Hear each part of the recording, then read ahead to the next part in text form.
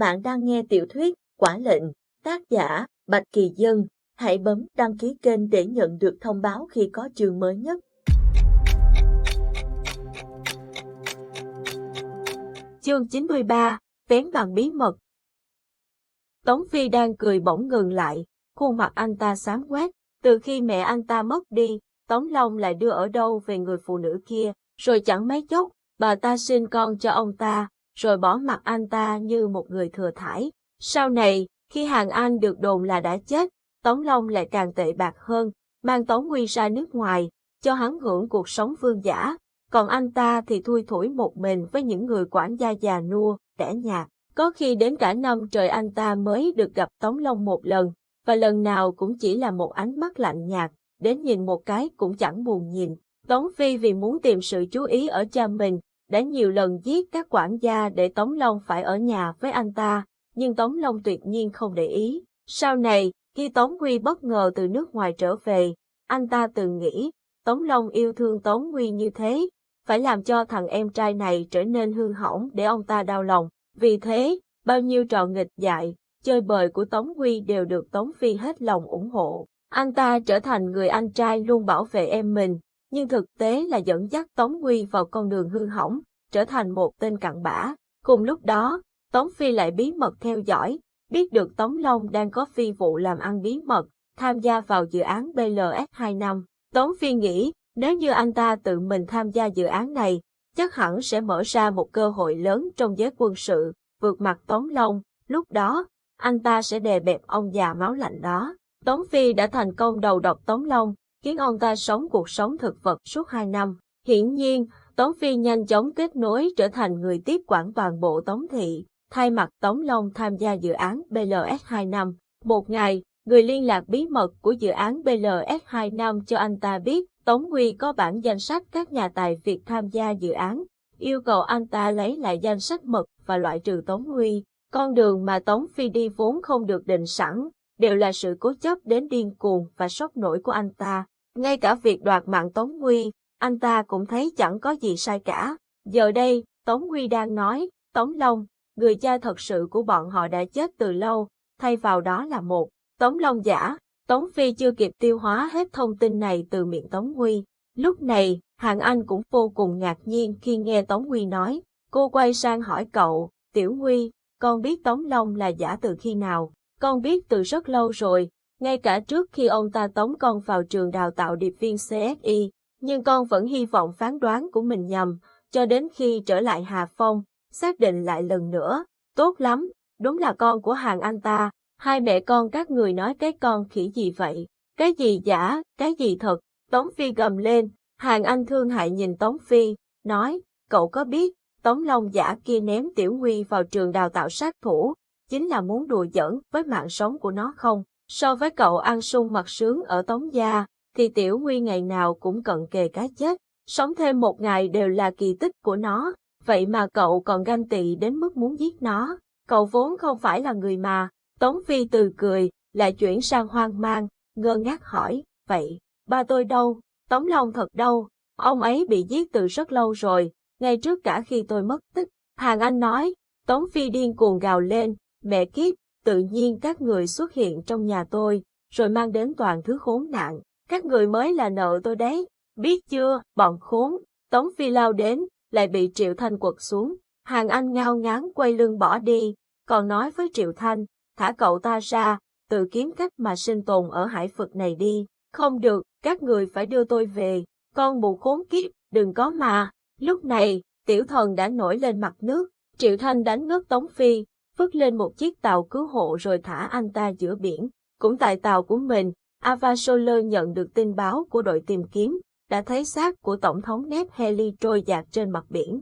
Ava Soler buồn bã cúi đầu, một tổn thất nữa lại ập tới. Cuộc chiến này không biết bao giờ mới có thể kết thúc. Ông quay sang, nói với trợ lý, Liên Thành, chuẩn bị tàu cho ta tiếp cận Tiểu Thần.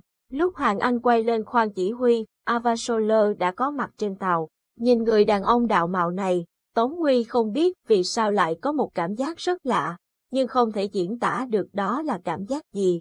Khi thấy Ava Soler, Hàn Anh như nhìn thấy kẻ địch, liền xông tới, vung tay tát thẳng vào mặt ông ta. đến mức hai cảnh vệ đang đứng hai bên cũng không kịp trở tay. Khi Hàn Anh vung tay lần thứ hai, đã bị Ava Soler bắt lấy. Hàn Anh, em bình tĩnh lại, tên khốn, còn dám vác mặt đến tìm tôi. Hàn Anh, em nghe anh nói đã, bà đây méo thèm nghe đấy, sao ông không đi chết đi? Hàn Anh giật tay ra, trợn trừng mắt nhìn Ava Soler.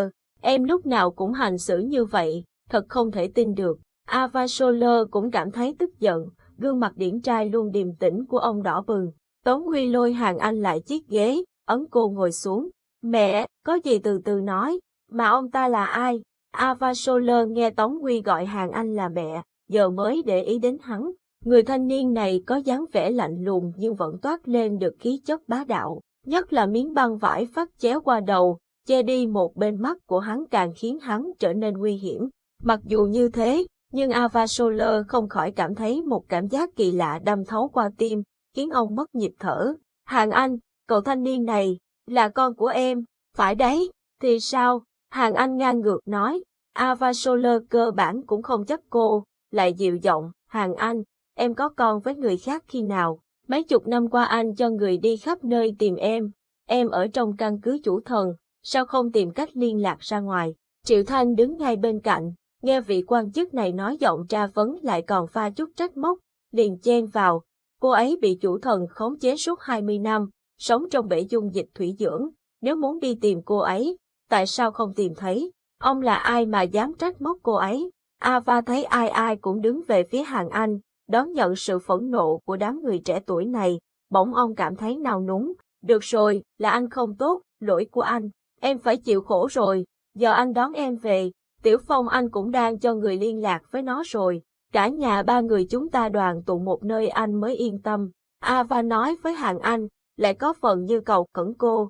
Triệu Thanh nghe Ava nhắc tới Tiểu Phong, anh nhớ lại cách đây mấy tuần trước khi họ cứu Diệp Minh ra khỏi thủ phủ, Lâm Phong đã đưa cho họ một con tàu du lịch. Lúc đó, Lâm Phong còn ôm Tống Huy, không hiểu Tiểu Phong mà hai người này nhắc tới có phải là Lâm Phong phá gia chi tử kia không, cũng bị sốc không kém gì Triệu Thanh.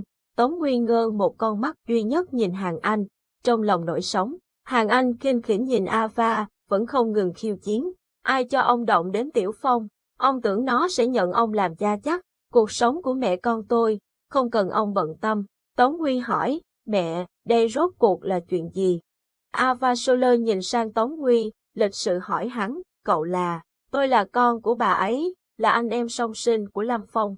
Lời nói của Tống Huy giống như một tiếng sét rạch giữa trời quang, đâm vào não của Ava Soler khiến ông suýt nữa nhảy dựng lên. Ông đứng bật dậy, sững người nhìn Hàn Anh. Hàn Anh, em nói đi, năm đó, là em sinh đôi hai đứa. Hàn Anh không ngờ Tống Huy cũng biết cả chuyện này. Không hổ là trí thông minh thừa hưởng từ bố mẹ. Cô hờ hững nhìn khuôn mặt thất kinh của Ava Soler, cười khẩy, phải đấy, thì sao? Năm đó ông không thèm hỏi tôi lấy một câu, tôi vừa sinh xong, chưa kịp ôm con mình một lúc, ông đã phái đặc vụ đến bắt Tiểu Phong đi, mang sang ép Lâm Cố Phương nuôi nó. Trời giáng tội tên đầu ông đi, cái tên đặc vụ bất tài ấy còn không biết tôi sinh những hai đứa, bỏ lại Tiểu Nguy, để nó chịu khổ đến tận bây giờ. Các người im miệng hết đi, rốt cuộc, các người đang diễn cái trò khốn nạn gì hả? Tống Huy gầm lên. Hàn Anh thấy Tống Huy nổi giận, cô đứng bật dậy, ôm lấy hắn, vuốt vuốt lưng hắn, nói, mẹ xin lỗi, con bình tĩnh đi, mẹ sẽ nói rõ tất cả ở đây. Nhạc Ly, Hải Tâm và Triệu Thanh chứng kiến một màn này, không khỏi chấn động. Hải Tâm nói nhỏ với Nhạc Ly, này, đây chẳng phải là Bộ trưởng Bộ Quốc phòng Liên minh sao? Nhạc Ly xác nhận là ông ấy, rốt cuộc cái ông trời con Tống Huy kia là con ai? Hải Tâm thì thào. Nhạc Ly lắc đầu, khó nói lắm, có thể là con nhặt được, đây là chuyện gia đình đấy à, căng nhỉ. Hải Tâm tiếp tục phát huy tinh thần hóng hớt. Triệu Thanh nói, chúng ta tản ra cho người ta giải quyết việc gia đình đi. Ba người rón rén định chuồn ra ngoài, thì nghe Ava Soler dịu giọng nói, các cậu, đều là bạn của Tiểu Nguy, cứ ở lại đây đi. Ba người đành dừng bước, đứng túm tụm thành một đám, hóng drama nóng nhất lịch sử. Chẳng biết vì đâu, Triệu Thanh lại thấy không ưa cái bản mặt của Ava Soler. Anh cứ nhìn ông ta trừng trừng đến mức Hải Tâm phải giơ tay lên che mắt anh lại. Anh làm cái khỉ gì thế, bỏ tay ra. Xem ra có người tìm thấy tình địch rồi kìa. Hải Tâm thì thầm trêu chọc, Triệu Thanh thụi cho anh một quả vào bụng khiến anh gập cả người lại, vẫn còn cố nói thêm, cảnh sát Triệu nhà chúng ta may mắn thật, trước thì là tình địch của Tống Huy, giờ lại là tình địch của bố cậu ta. Bỏ tay, chỗ đó là vết thương của anh,